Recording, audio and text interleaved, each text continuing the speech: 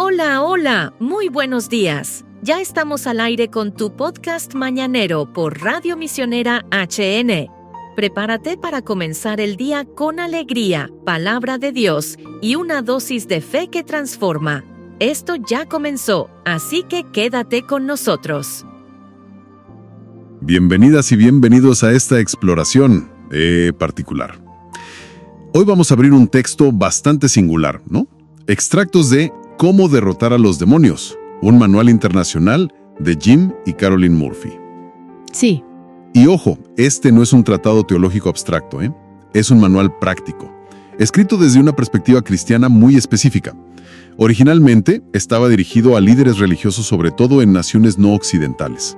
Ajá. Pero lo interesante, creo yo, es que nos da como una ventana directa a una cosmovisión donde el mundo espiritual no es una metáfora. Para nada. Es una realidad tangible, cotidiana, con la que interactúan constantemente. Exactamente. Lo que tenemos aquí es una visión, diría yo, muy estructurada de lo que el manual llama el mundo espiritual. Describe la supuesta influencia de entidades demoníacas, claro, según esta creencia particular. Claro. Y lo más notable, presenta un conjunto detallado de prácticas, protocolos para confrontarlas. Ajá. A ver, nuestra meta hoy no es evaluar si estas creencias son válidas o no, No, para nada. Sino desglosar esta perspectiva tal como la presenta el texto, entender sus conceptos clave, su lógica interna y cómo propone abordar estos fenómenos basándonos estrictamente en el contenido del manual que se nos proporcionó. Así es. Vamos a analizar cómo el texto caracteriza la naturaleza de los demonios, por qué le da tanta importancia a las diferencias culturales en cómo se percibe este mundo invisible. Que es un punto fuerte. Sí, y las formas específicas en que, según el manual, estas entidades pueden ganar influencia sobre las personas. Eso que llama puertas abiertas. Exacto. Dale. Para empezar, el fundamento de todo el manual es que postula dos reinos. Dos reinos coexistentes de existencia. Ok. Por un lado, el reino natural. Lo describe como temporal, visible, el mundo que experimentamos con los 5 sentidos, ¿no? Lo normal, digamos. Eso. Y por otro, el reino espiritual. Este es considerado eterno e invisible. Y es en este reino espiritual donde, según el texto, residen las entidades clave. Dios, los ángeles, Satanás, Ajá. a quien identifica como un ángel caído, poderoso pero limitado. Aclara que no es omnipresente como Dios. Importante distinción. Sí. Luego otros ángeles caídos que lo siguieron y finalmente los demonios. Y aquí ya hay una primera distinción interesante que hace el manual. Separa ángeles caídos de demonios. Sí, lo diferencia. De hecho, admite, lo dice abiertamente, que la procedencia bíblica exacta de los demonios es, un tema de debate teológico. Que no está del todo clara en las escrituras canónicas. Cierto, pero, y esto es clave, a pesar de admitir eso, afirma con total rotundidad que son entidades reales y activas en el mundo. Tal cual. Eso ya nos da una pista de su enfoque. Más pragmático que especulativo, ¿no? Totalmente. No se detiene mucho en la ontología, sino en la fenomenología y la acción. Les atribuye características muy definidas, casi como un perfil de inteligencia sobre un adversario. Por ejemplo, Según el manual, los demonios pueden pensar, tener voluntad propia, actuar con intención e incluso experimentar emociones. Menciona específicamente el miedo. mira vos. Afirma también que tienen capacidades significativas. Pueden enseñar doctrinas que el manual considera falsas, cometer actos de violencia física o psicológica, buscar y recibir adoración, Ujú. realizar actos sobrenaturales que parecen milagros, para engañar, claro. E incluso tener cierto conocimiento del futuro. Cita como ejemplo bíblico el caso de la esclava adivina en Hechos 16:16. Claro. Atribuye su habilidad a una influencia demoníaca. O sea, los presenta no como fuerzas impersonales del mal, sino como seres individuales con agencia. Exacto. Incluso llega a detallar su posible apariencia física. Se basa en lo que describe como testimonios de personas con un don espiritual específico, discernimiento de espíritus. Sí, así lo llama. Menciona que los demonios de menor rango podrían manifestarse, visualmente, de formas grotescas, a veces parecidas a animales, gatos, perros, serpientes, pero distorsionados. ¡Qué imagen! Y aquí introduce una jerarquía. Sugiere que el tamaño o la imponencia de la manifestación visual podría correlacionarse con el rango y el poder de la entidad demoníaca. Ajá. Una idea bastante gráfica, la verdad. Muy gráfica. Y refuerza esa noción de un mundo espiritual organizado, ¿no? Con jerarquías, estructuras de poder, parecido a como describirías un ejército o una organización. Tal cual. Ahora, una parte crucial del argumento del manual es explicar por qué esta visión del mundo espiritual, tan activa, tan poblada, choca, según los autores, con la perspectiva que predomina en Occidente. ¿Cierto? Particularmente en círculos teológicos modernos. Sí. Le dedica bastante espacio a eso que percibe como una brecha cultural. Argumenta que la teología occidental moderna, ha sido profundamente influenciada por el pensamiento de la Ilustración. Ajá. Menciona explícitamente a filósofos como Voltaire, Hume, Diderot, Kant, cuyo énfasis en la razón humana, el empirismo, el escepticismo hacia lo sobrenatural, llevó, según el manual, a minimizar, alegorizar o directamente descartar la creencia literal en la actividad de demonios y milagros divinos. Claro. Cita el deísmo, por ejemplo, esta idea de un Dios creador pero no interventor, como una muestra de esa tendencia. Y este marco intelectual occidental, argumenta el texto, contrasta de manera muy marcada con la realidad vivida en muchas naciones no occidentales, que es al final el público primario del manual. Exacto. En esos contextos, la interacción con un mundo espiritual poblado por diversas entidades, algunas buenas, otras malas, según las creencias locales, es a menudo parte integral de la experiencia cotidiana. No es algo excepcional. Claro. El autor incluso comparte una anécdota personal para ilustrar esto. Describe estar en un cementerio durante una celebración local del Día de Todos los Santos y sentir, según sus palabras, una presencia abrumadora, palpable, de espíritus demoníacos participando activamente en la fiesta popular. ¡Wow!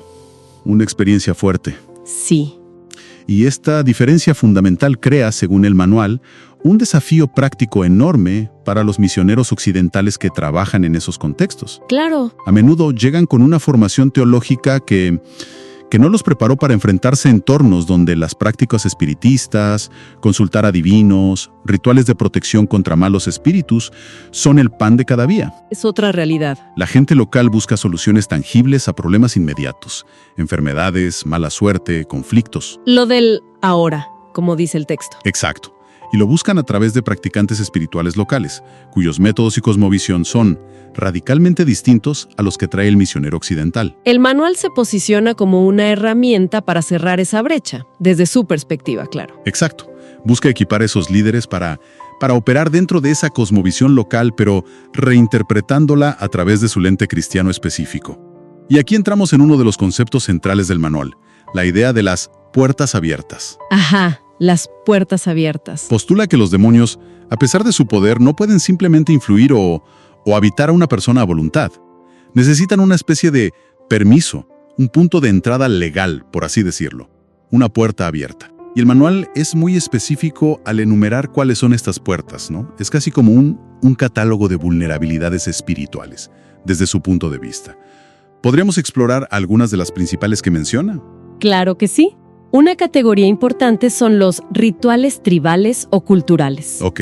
El texto se refiere a la participación, a veces desde la infancia, y a menudo sin plena conciencia de las implicaciones, según el manual, en ceremonias de iniciación, pactos comunitarios, rituales de protección, que, desde la perspectiva cristiana del autor, tienen en realidad una base demoníaca.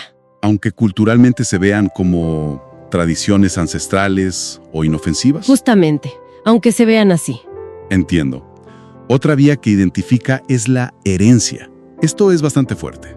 Sí, lo es. Sugiere que en familias donde se practican de forma continua actividades que el manual clasifica como ocultismo, brujería, satanismo u otras formas de espiritualidad no cristiana, puede haber una especie de transmisión generacional. Una carga, digamos. Afirma que los demonios pueden ser heredados o que los niños pueden ser dedicados a entidades espirituales por sus ancestros. creando un vínculo que persiste. Sí, esa idea de la influencia generacional es potente en este marco. Luego está lo que llama aceptar servicios de demonios.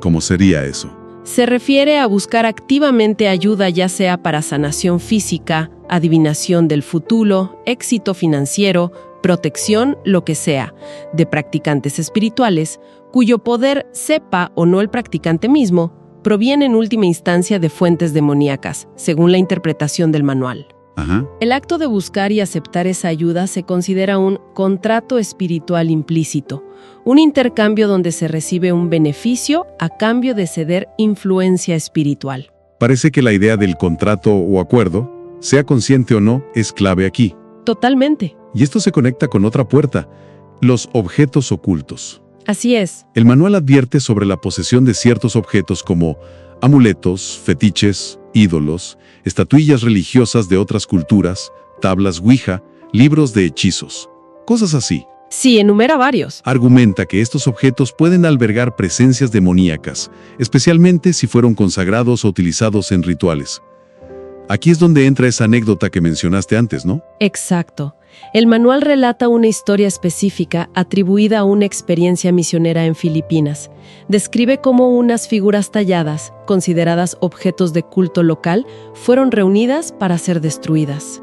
Según el relato, al ser arrojadas al fuego, estas figuras de madera no solo ardieron con una intensidad inusual, sino que supuestamente emitieron sonidos como gritos agudos. Gritos agudos, sí. Para los autores, esto no era una reacción química o física del material, sino una manifestación directa de las entidades demoníacas ligadas a esos objetos. Sirve como una advertencia muy vívida dentro del texto. Una anécdota ciertamente impactante, ¿sí? Dentro de su contexto, claro. Otra puerta que menciona el manual es el trauma severo. Sí, este es un punto delicado. Sugiere que experiencias profundamente traumáticas como lesiones físicas graves, abuso sexual o físico prolongado, violación o incluso traiciones emocionales devastadoras pueden debilitar la voluntad y la resistencia espiritual de una persona. ¿Como que bajan las defensas? Exacto. Triando una fisura, una puerta abierta por donde la influencia demoníaca podría entrar. Ojo, no dice que el trauma sea demoníaco en sí. No, claro. Sino que puede crear una vulnerabilidad. Es una conexión interesante entre lo psicológico, lo emocional y lo espiritual, tal como lo plantea. Luego el manual dedica una sección detallada a las maldiciones. Otro tema complejo. Sí, describe varios tipos. Las que pueden ser pronunciadas por figuras de autoridad, como los padres sobre sus hijos. Las autoinfligidas, no esas declaraciones negativas constantes sobre uno mismo. Sí, el no sirvo para nada, todo me sale mal. Ese tipo de cosas. Luego, las lanzadas por otras personas. Brujería, hechicería. E incluso menciona la posibilidad de maldiciones como consecuencia divina por ciertos pecados graves, citando pasajes del Antiguo Testamento como Deuteronomio 27. Mira tú. Y también habla de maldiciones que provienen directamente del mundo demoníaco. Sin embargo, y esto es crucial notarlo, el texto afirma enfáticamente que la autoridad de Cristo tiene el poder de romper cualquier tipo de maldición. Eso es importante destacarlo dentro de su lógica. Es un panorama complejo de posibles influencias negativas. También señala el pecado habitual y persistente. Ajá. No cualquier pecado, sino patrones de comportamiento graves y continuos en áreas que el manual considera especialmente destructivas. Da ejemplos. Sí, cita ejemplos como el adulterio recurrente, el odio profundamente arraigado y no resuelto, el abuso crónico de sustancias, alcohol, drogas. Sostiene que este tipo de esclavitud a un pecado puede eventualmente desgastar las defensas espirituales y abrir una puerta a una influencia demoníaca más directa relacionada con esa área. Entiendo. Y finalmente, para cerrar el círculo de las puertas, está el contrato demoníaco, que puede ser explícito o implícito. Ok. El explícito sería, un pacto consciente con fuerzas oscuras, como en el satanismo, digamos. Pero el implícito es más sutil.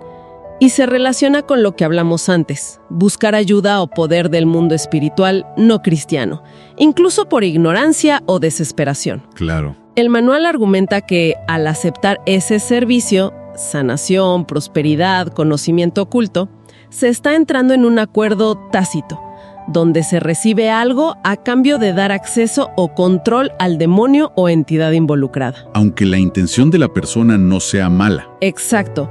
La intención puede no ser maligna, pero la fuente del poder sí lo es, según esta visión. Queda claro que desde la perspectiva de este manual, hay múltiples maneras en que una persona podría, consciente o inconscientemente, volverse vulnerable a esta influencia.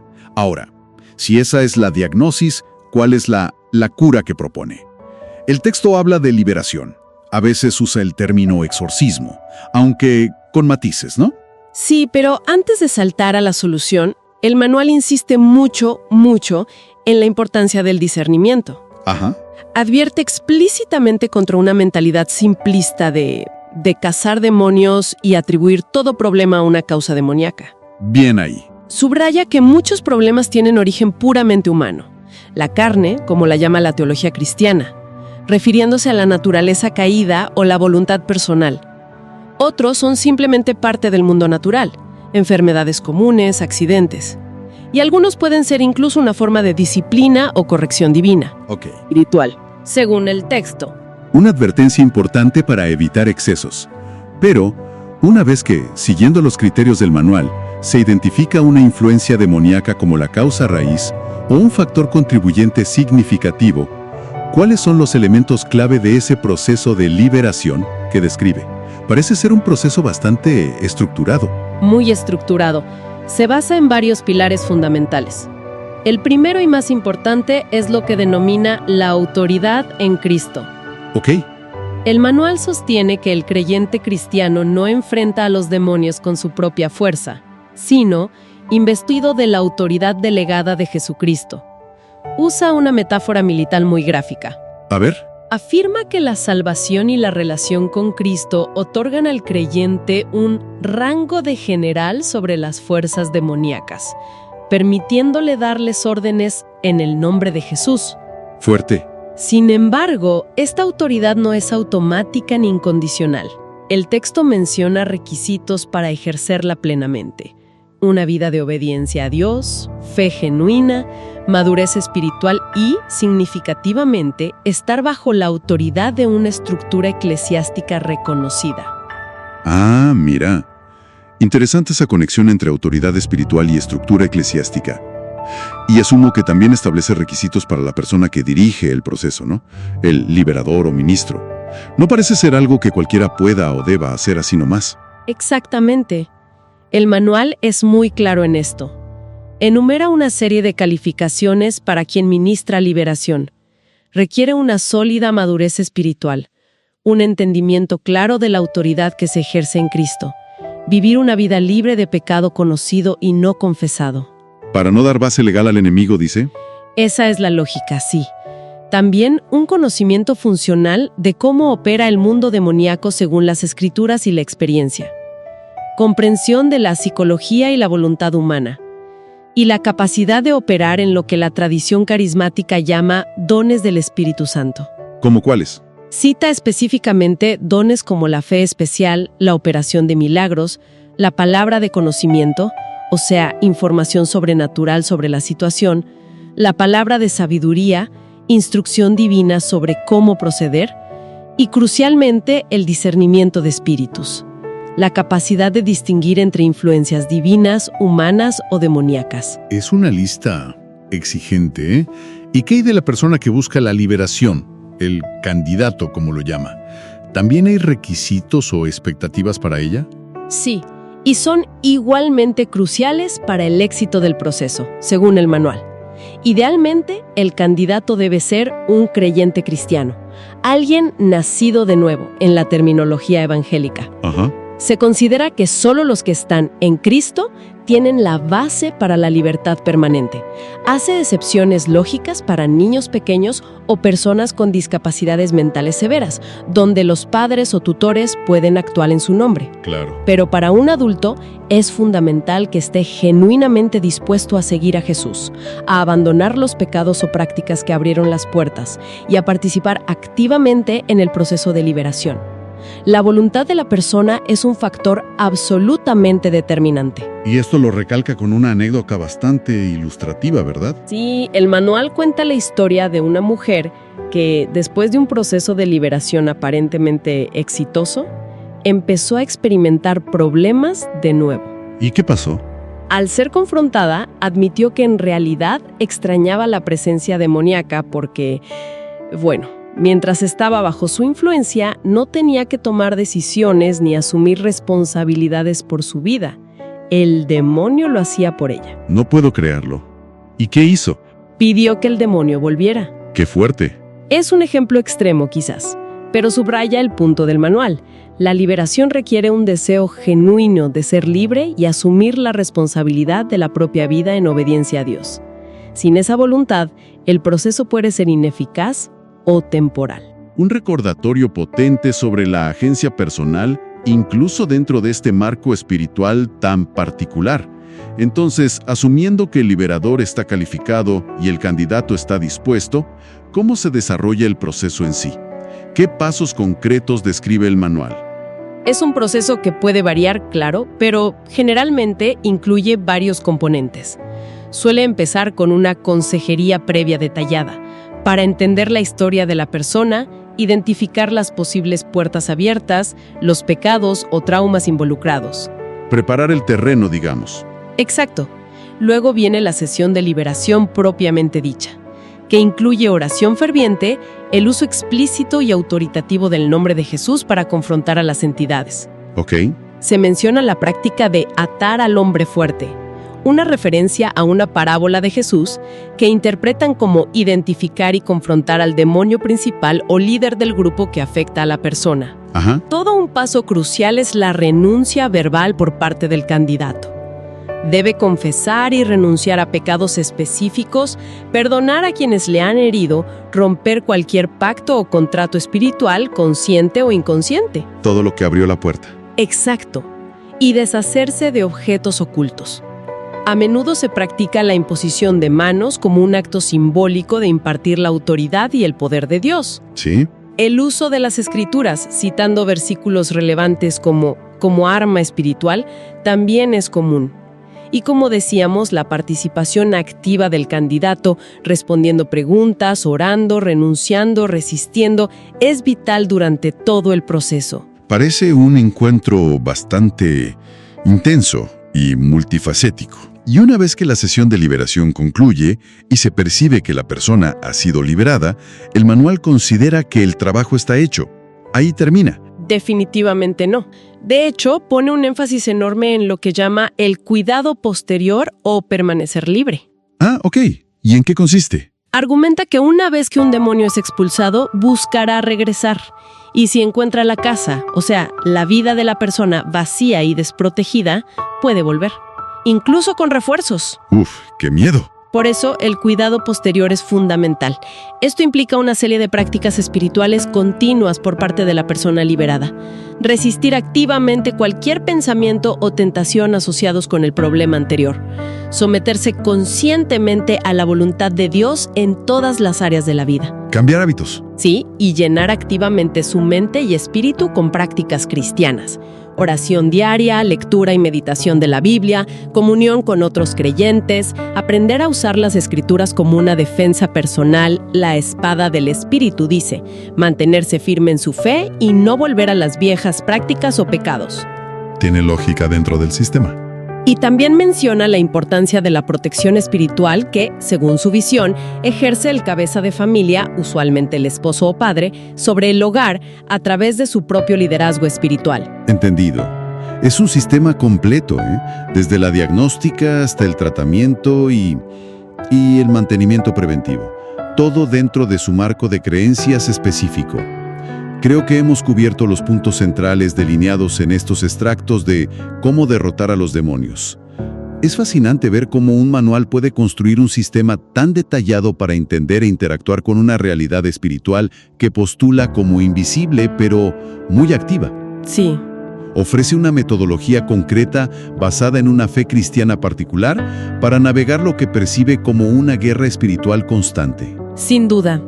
Y es crucial reiterar que lo que hemos explorado es una perspectiva muy particular dentro del espectro, mucho más amplio del pensamiento cristiano y religioso en general. Totalmente de acuerdo. Lo valioso de analizar un texto como este es ver cómo una cosmovisión específica puede interpretar una gama enorme de problemas humanos, desde enfermedades físicas y mentales hasta conflictos interpersonales, adicciones o incluso fenómenos sociales a través de un lente espiritual muy definido. Claro. Y lógicamente las soluciones que propone están intrínsecamente ligadas a esa misma interpretación y a ese sistema de creencias. Muestra el poder de un paradigma para dar forma tanto a la percepción del problema como a la búsqueda de la solución. Exacto. Y al final nos deja con preguntas. Preguntas resonantes, ¿no? Independientemente de nuestra propia postura sobre la existencia literal de las entidades que describe el manual. Ajá. Por un lado, ¿qué nos dice este enfoque tan estructurado sobre el poder inherente que tienen los sistemas de creencias, ya sean religiosos, psicológicos, culturales, incluso políticos, para moldear profundamente nuestra experiencia subjetiva del mundo, para definir lo que consideramos un problema y dictar las herramientas que consideramos válidas para solucionarlo? Buena pregunta. ¿Cómo influye la narrativa que adoptamos sobre las fuerzas que actúan en nuestra vida? Es algo para pensar. Y por otro lado, el fuerte contraste que el manual dibuja entre lo que llama el escepticismo racionalista occidental y la creencia cultural generalizada en un mundo espiritual activo, presente en tantas otras partes del globo. Esa tensión es clave. Sí. ¿Cómo influye esa tensión en nuestra capacidad para entender la diversidad de la experiencia humana? Limitamos nuestra comprensión al descartar o patologizar experiencias que no encajan en nuestro marco predominante. ¿O hay algo que aprender de cosmovisiones que integran lo visible y lo invisible de maneras tan diferentes? Preguntas que van más allá del contenido específico de este manual, ciertamente. Totalmente. Pero que su lectura sin duda invita a considerar, mucho en qué pensar. Y así llegamos al final de esta edición de tu podcast mañanero. Una bendición más que hemos compartido contigo desde el corazón de Radio Misionera HN. Gracias por dejarnos acompañarte en esta mañana. Recuerda que cada día es una oportunidad para crecer en la fe, vivir con propósito y confiar en que Dios está en control. Nos despedimos, pero no sin antes recordarte que en Radio Misionera HN seguimos transmitiendo esperanza las 24 horas del día. Sintonízanos, comparte y sé parte de esta misión de amor. Nos reencontramos en la próxima edición de tu podcast mañanero, aquí por Radio Misionera HN, la voz que edifica tu vida. Gracias por acompañarnos en tu podcast mañanero, aquí en Radio Misionera HN. Recuerda esta promesa: el gozo del Señor es mi fortaleza. Nehemías 8:10. Nos escuchamos en el próximo episodio. Que Dios te bendiga y te acompañe en todo momento. Recuerda seguirnos en nuestras redes sociales, Facebook, Instagram, YouTube y TikTok, como Radio Misionera HN. Allí compartimos palabra viva, oración y más contenido que edifica tu fe.